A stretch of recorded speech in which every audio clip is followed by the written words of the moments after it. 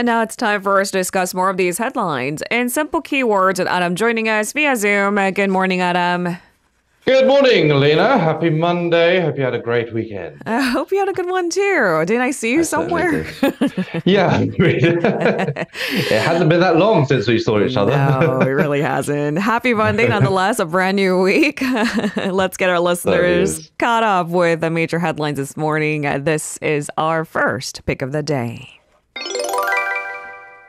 Teacher walkout. So tensions are rising in the education sector as many teachers across the country prepare to participate in a large-scale rally today. It aims to commemorate the recent suicide of young teachers, advocate for improved protection of their rights in the workplace. It had reached a boiling point. I think that's agreeable. Teachers call for protection to do their job better, essentially. Yeah, that's right. Teachers of some 30 schools nationwide are planning rallies in front of the National Assembly as well as elsewhere after a memorial ceremony is held. Now, those in other schools are moving to participate by basically taking annual leave today. Today marks the 49th day since the death of this young teacher at a Seocho elementary school. Now, two more suicides of apparent suicides anyway, of young teachers working at elementary schools were reported on Friday, further fueling teachers' anger. The exact causes of the deaths, the two recent ones, are yet to be disclosed, however. The teachers believe these suicides or apparent suicides were related to excessive stress caused by demanding parents.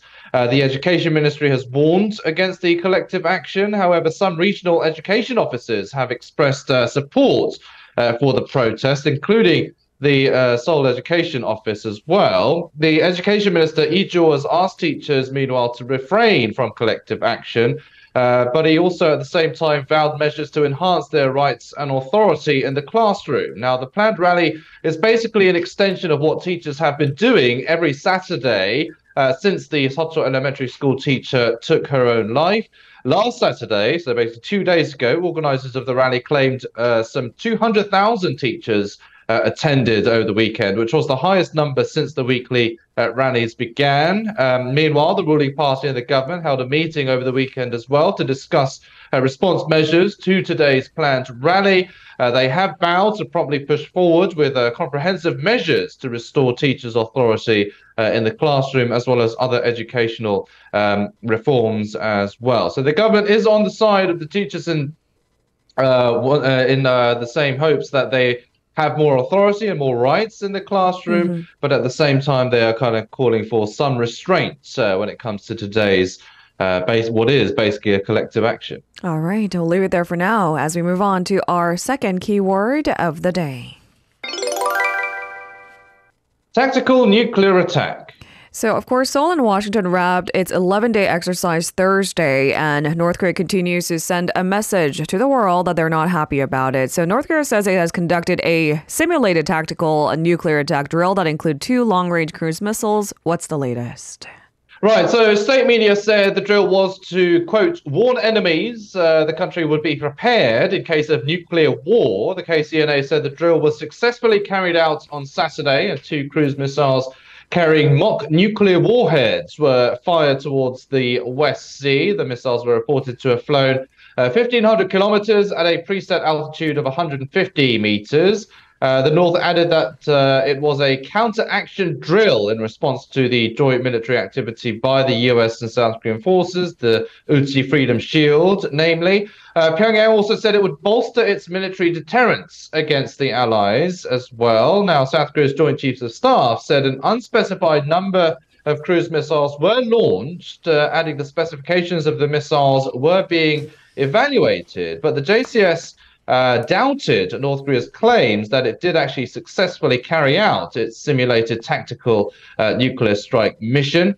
In a separate report, Kim Jong-un apparently visited a big shipbuilding factory and a munitions plant. He said these places are important for making the North's military stronger. And he mentioned that a future meeting of their Workers' Party would talk about how to make these places better and improve the country's shipbuilding industry as well. So some more rhetoric coming out from the North Korean leader. hinting of possibly more provocations down the line as well. All right. And turning our attention to the economy section, China's economy was meant to drive a third of the global economic growth this year, according to many pundits. Now, what's been happening is counter to that projection. This is our third keyword of the day. China slowdown. So the Financial Times is warning that China's economic slowdown is causing ripple effects across Asia, including South Korea. Seoul's finance minister, however, is downplaying concerns. Chu Kyung-ho is saying that China risks will have a limited impact on the local economy. That's right. Now, the article is titled China's Economic Slowdown Reverberates Across Asia. It states that countries that have close ties with China, for example, South Korea, are experiencing a decrease in consumer demand as well as a manufacturing slowdown. Now, for example, it did note that South Korea's manufacturing slump has extended into its longest in nearly half a century, while other big East Asian exporters have also been hit by slow demand. FT reported that Korea in particular is considered a bellwether for the direction of the regional technology supply chain, but the report said the country's exports fell in July at the sharpest pace in more than 3 years, led by smaller shipments of computer chips to China. Japan has also been showing a slowdown for 5 consecutive months. Taiwan, as well, is witnessing signs of decreased production and overseas demand, as reported by FT. Southeast Asia and Australia are also not immune to these effects either. In a sign that slowing global demand is weighing more heavily on the Chinese economy, China's manufacturing sector contracted for the 5th consecutive month in August, according to official data. Also, experts say the collapse of the real estate market in China will not be reversed quickly, and that conditions may worsen before they improve, considering that real estate takes up about a third of China's total GDP. It certainly is a cause for concern. But as you said, Korea's finance minister, Chu Kyung-ho, said the country does not expect the current real estate crisis in China to have a direct impact on the Korean economy. He explained that domestic financial institutions in Korea had already been cautious about investing in the Chinese real estate market, and they had invested only a small amount of money in Chinese property developers. So the repercussions won't be that grand. Now, the Korean government is monitoring meanwhile, various economic indicators and expects China to announce measures to address the real estate crisis as well. So we'll have to see if and to what extent the ripple effects are of China's slowdown across Asia and here in Korea. I think you're right to point out that, there's enough numbers indicating that the real estate market collapse doesn't have a direct impact on South Korea, but it's a cyclical thing, isn't it? China's imports are down, their economy is not doing strong. This means major global firms ranging from banks, chip makers are taking a cautious stance against investing in China. So that means investments are down and the local economy is struggling. So what kind of effect does that have on South Korea's economy? That still needs to be measured. Right. The real estate collapse certainly doesn't mean a direct impact on the Korean economy, but what that real estate collapse causes in terms of other economic factors in the country will also probably have an indirect or possibly direct impact on the Korean economy in terms of exports as well down the line. But of course, we'll have to wait and see. All right. One of these days, we might say the economy is back. Actually, if you look at the news cycle, that has been said never. It's only in retrospect we say, I suppose now that the time has passed, our economy was kind of strong during this point in time. And there was never a headline that said, we're doing really, really excellent. Right. There's always been hopes of an economic recovery, but that recovery hasn't come yet, unfortunately. All right, let's move on to our fourth keyword of the day. Freedom Online Coalition. So South Korea is in talks with the United States to join the Freedom Online Coalition. This is an intergovernmental body established to promote freedom and human rights in the digital realm. It must be said it is led mostly by Western allies. Tell us the details. Right, so South Korea is now officially a member, according to the FOC, of the FOC. Now, the FOC announced South Korea's membership, recognizing the country's active participation in discussions and debates related to digital technology in recent years and its dedication to cyber diplomacy. That was the kind of statement made on the FOC website. It describes South Korea's commitment to multilateral initiatives, including its participation in the Summit for Democracy this year, as well as the hosting of the summit next year, as evidence of its determination to uphold democratic values.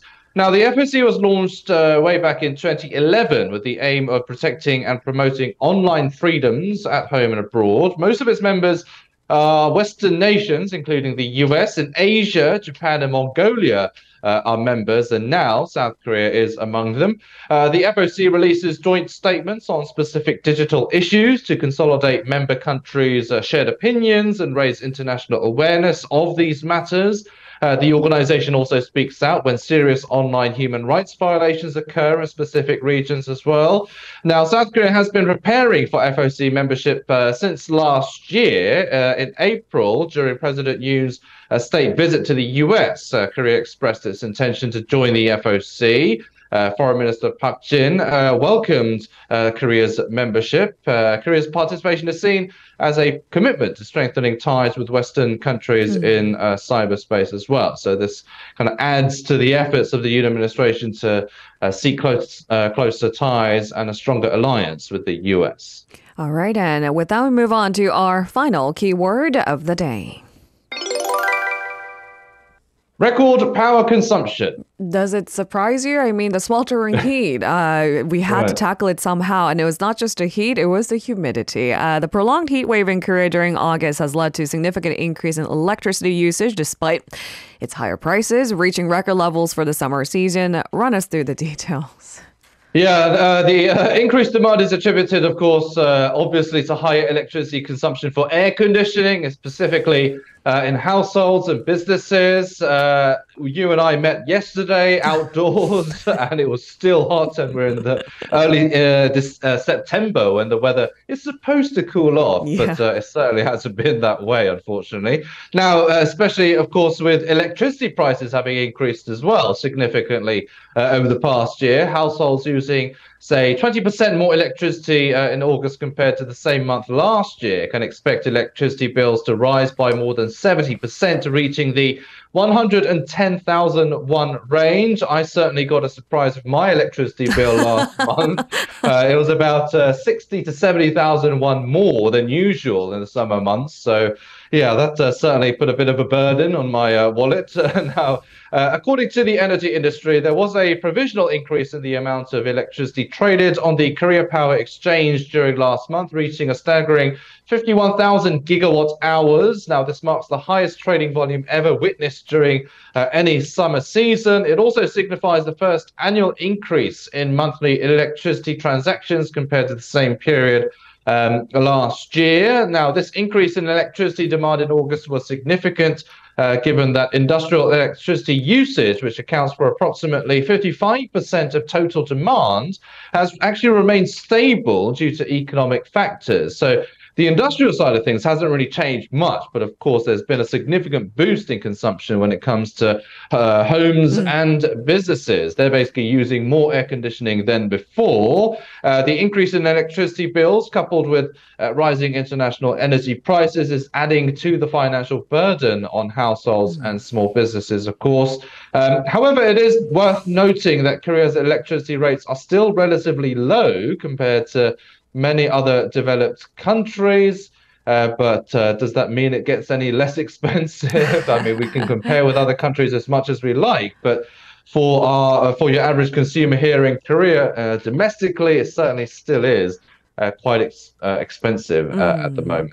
From an environmental perspective, yes, we understand why you make these comparisons to other OECD countries, namely Germany and Japan, why our electricity prices are quote unquote affordable. However, that doesn't change the fact that you're right. Regular consumers like you and I feel the burden. Yeah. It doesn't mean in other sectors things aren't more expensive in Korea. Yeah. Namely, my produce bill is out of this world. Yeah, just things across the board are getting more expensive, and the heat wave is still hot. So I think for this month's bill as well, most people will likely see an increased electricity bill, unfortunately, for the month of September as well. But of course, we'll have to see. Thank you so much, Arirang, for today's coverage. Stay cool. We'll see you tomorrow. You too. Stay cool. See you tomorrow. If you're listening to our program using the podcast service, just a reminder that we do go live Monday through Friday, 7 a.m. Korea Standard Time. So tune in and help us make the show more informative by giving us your input. See you bright and early on Good Morning Seoul.